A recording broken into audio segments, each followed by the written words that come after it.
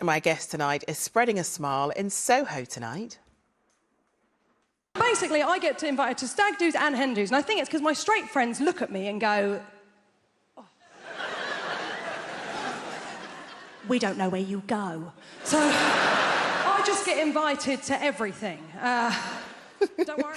Comedian Susie Ruffle will be joined by the likes of Sean Walsh, Rosie James and Alan Carr for a one-off comedy gig in aid of the charity Spread a Smile. And Susie, it all kicks off at 8 o'clock tonight, doesn't it? It does indeed. Thank you so much for squeezing me in this evening. You're cutting it fine. Yeah, I am a little bit, but you said I could come on and talk about the charity, so here I am. So yeah, we're doing this night at the Comedy Store for this charity called Spread a Smile, who do just the most incredible work. They go into hospitals across the country and they just give smiles and laughter to children that are going through really long, really extensive treatment when they're doing, you know, really long stays in hospital, away from their friends, away from their families. They send in all sorts of entertainers, magicians, singers, therapy dogs, art.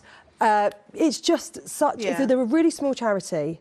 But you have a personal connection. I do indeed, with it, don't you? So how did you find out about them? Well, a really dear friend of the family, Heidi, her daughter very sadly got a tumour in her pituitary gland when she was 9, and thank God she's currently doing really, really well, and she's back at school.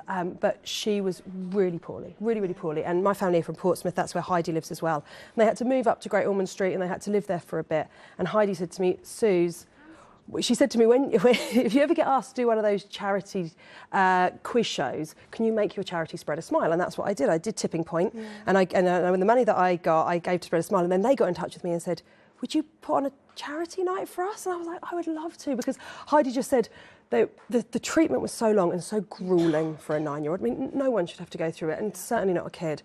But then these entertainers would come in, or they'd take them to see West End shows. So they went to see Lion King, and all the actors stayed in character and met all the children. And, you know, for a few hours, you're not a sick kid. Yeah. And, you know, and really sadly, for some of those families, it's about making memories for the parents. You know, it's palliative care. And, you know, if they can have a day where they don't feel like it's all about cancer or it's all about whatever disease they're dealing with, you know, it's just about them being a family. And does it mean a lot to you to be able to use your skills and your contacts book in your phone to kind of get everybody together to do something like that? It's lovely because, you know, you just text your mates, you know, you text Alan Carr and go, look, mate, it's Christmas, come and do a gig for these kids. And he's like, yeah, like, you know, text back in a minute saying, yep, I'll be there.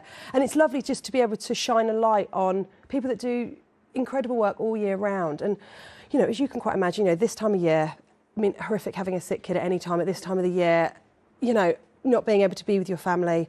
They've done 300 Santa Zoom calls. Don't know if you know, Santa's on Zoom. Yeah. Santa's doing Zoom Santa's all calls. about the technology these days. Yeah, exactly. And so some of these children, especially the ones that are having palliative care, they might have never had a Santa Claus experience. That might have never happened. The parents might have never seen that. But because of this charity, they're having those special moments.